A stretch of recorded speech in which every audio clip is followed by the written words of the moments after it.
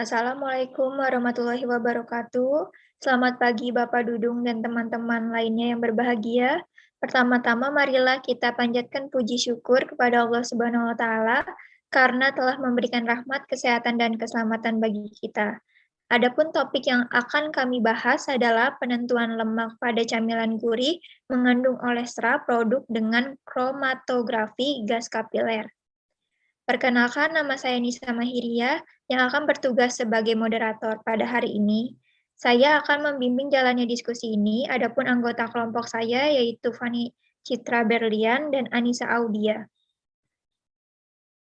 Dan materi yang akan kami bahas yaitu yang pertama deskripsi, yang kedua adalah analisis fisika kimia, yang ketiga ada analisis sensori, dan yang keempat adalah analisis lemak. Langsung saja kita mulai ke sesi yang pertama adalah pembukaan. Marilah kita mengucapkan basmalah bersama-sama. Selanjutnya adalah penyampaian dan penyajian materi. Saya persilakan untuk Anis Audia untuk membacakan materi yang pertama. Terima kasih Nisa. Di sini saya akan menjelaskan deskripsi dari lemak. Lemak didefinisikan sebagai jumlah asam lemak yang dikeluarkan sebagai trigliserida. Asam lemak ini berasal dari berbagai sumber termasuk trigliserida, digliserida, monogliserida, fosfolipid, dan ester sterol. Olsetra adalah nama umum untuk campuran heksa, hepta, dan oktaeter yang dibentuk oleh reaksi kimia sukrosa dan metil ester asam lemak rantai panjang dari minyak nabati. Olestra ini memiliki sifat fisik dan atau ganoleptik. Namun, olestra tidak dicerna oleh enzim pankreas atau lipase dan tidak memberikan kontribusi kalori saat tertelan. Selanjutnya saya akan menjelaskan prinsip. Sampel camilan gurih yang mengandung olestra diekstraksi dengan kloroform metanol menghasilkan ekstralipid yang mengandung lemak total dan olestra. Lipid yang diekstraksi dihidrolisis oleh lipase menghasilkan olestra dan asam lemak yang tidak bereaksi dari lemak. Asam lemak yang diisolasi diubah menjadi metil ester dengan boron, trifluorida, metanol, dan dikuantisasi oleh kapiler gas kromatografi atau GC. Dan selanjutnya formulasi produk. Campuran asam lemak metil ester 10 mg per ml gabungan kira-kira jumlah berat yang sama murni lebih dari 99% asam lemak metil ester konsentrasi yang diketahui. Larutan standar asam lemak 12,5 mg terbuat dari asam lemak murni lebih dari 99% dengan konsentrasi yang diketahui. Transfer 100 mg campuran asam lemak ke dalam labu ukur 10 ml, tambahkan 25 mg asam lemak C15, encerkan hingga volume dengan heksana dan aduk rata. Metode ini dapat mengukur lemak ketika hadir pada 0,2 sampai 10 gram lemak total dan 0,1 sampai 3 gram lemak jenuh per 30 gram porsi. Metodenya distandarisasi untuk mengukur asam lemak C6, C24.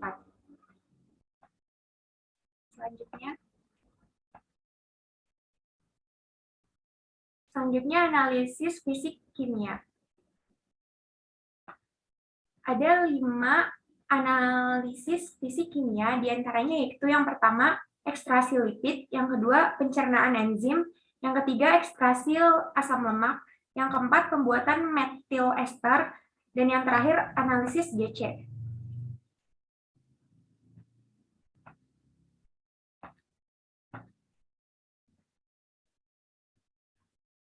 Selanjutnya akan dibacakan oleh teman saya. Baik, selanjutnya ada analisis sensori.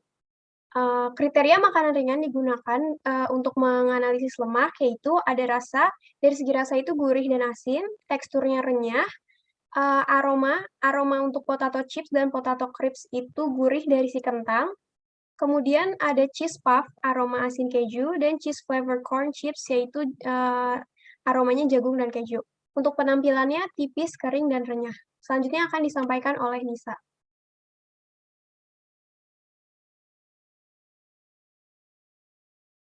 Terima kasih, Fani.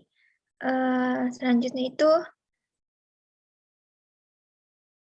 metode verifikasi sejawat AOAC merupakan untuk memvalidasi metode kuantitatif yang untuk menentukan lemak dalam produk makanan ringan gurih yang mengandung olestra.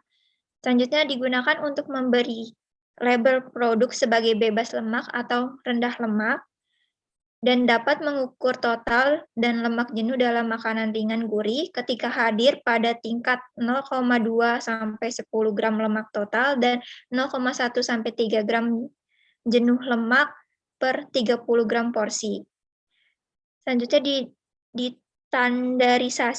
distandarisasi untuk mengukur C6 asam lemak C24.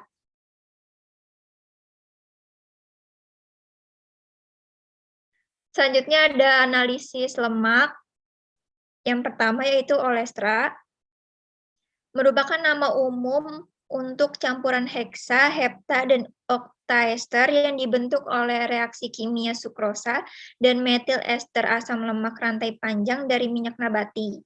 Olestra memiliki sifat fisik atau ganoleptik trigliserida yang diturunkan dan bekerja dengan cara yang sama seperti trigliserida selama memasak dan menggoreng. Tetapi olestra tidak dicerna oleh enzim pankreas dan tidak memberikan kontribusi kalori saat tertelan.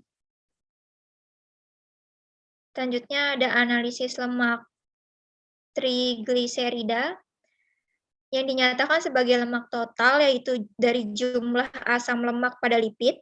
Trigliserida termasuk ke dalam asam lemak. Selain trigliserida terdapat digliserida, monogliserida, fosfolipid, dan ester sterol. Selanjutnya ada validasi metode. Yang pertama ada linearitas dan pemulihan diperoleh dengan mengirimkan laboratorium. Produk yang diformulasi trigliserida atau biji kapas atau minyak kedelai, dan produk yang diformulasikan olestra. Analisis melalui pencampuran produk berbasis trigliserida dan olestra yang ditimbang. Sampel campuran mencakup kisaran 0 hingga 10 gram lemak tambahan atau 30 gram porsi. Selanjutnya ada linearitas dan pemulihan yang diperoleh oleh peer laboratory.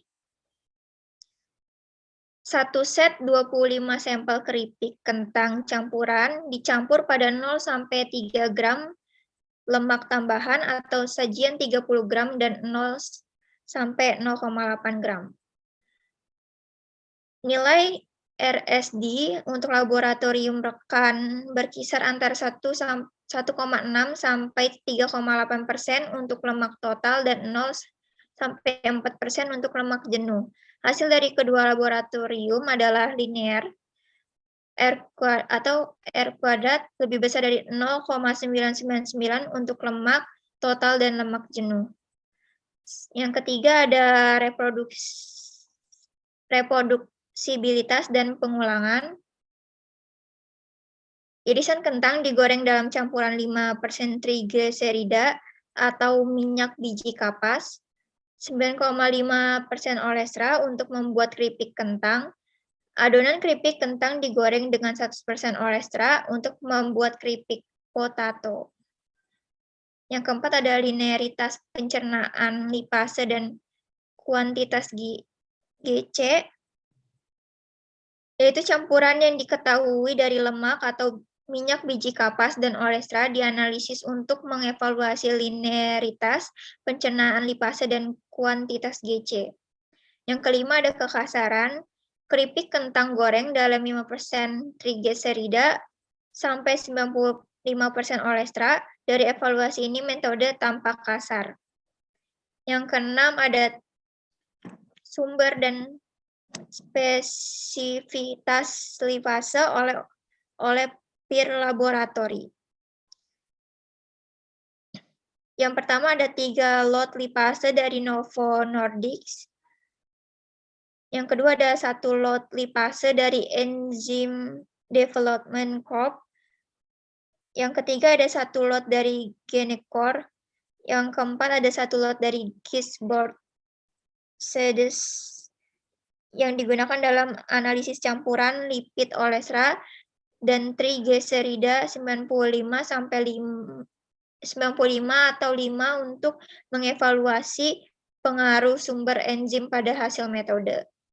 Yang ketujuh ada interferensi, yaitu memperhatikan yang harus diberikan untuk memastikan bahwa peralatan gelas dan reagen bebas dari kontaminasi lemak. Selanjutnya ada perlakuan sampel yang mengandung lebih dari 3 gram lemak atau 30 gram penyajian. Pindahkan ekstralipid secara kuantitatif dengan heksana ke dalam labu ukur 50 ml. Encerkan hingga volume dengan heksana dan aduk rata. Pemulihan rendah lemak diamati selama pengembangan metode untuk sampel yang mengandung lebih besar dari 3 gram lemak atau 30 gram penyajian diencerkan hingga 10 ml dan pengenceran tambahan 50 ml untuk ekstrak lipid lemak tinggi meningkatkan pemulihan yang menghasilkan linearitas dan pemulihan metode yang dilaporkan.